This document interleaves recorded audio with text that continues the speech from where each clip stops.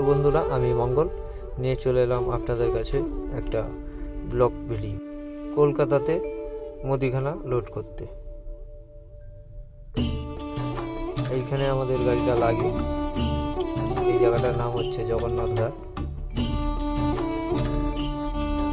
এখন আমি গাড়ির উপরে উঠে ভিডিও করছি এবং আমাদের ম্যানেজার বাবু মাল সাজাচ্ছে। আজকে লেবার একজন আসেনি, তাই এরকম করে সারাদিন লোড হবে।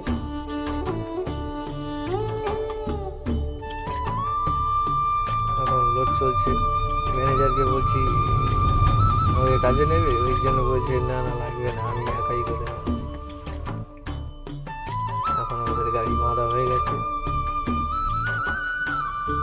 এখানে একটা কালী পুজো হচ্ছে এই জগন্নাথ ঘাটে রাস্তার মুখেই একদম,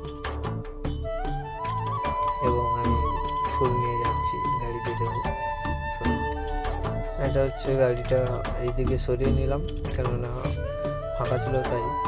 এবং এই সামনেই আছে আমাদের বাবার মন্দির। দেখুন বাবাকে কেমন লাগলো আপনারা সবাই জানাবেন এবং লাইক কমেন্ট শেয়ার করতে ভুলবেন না।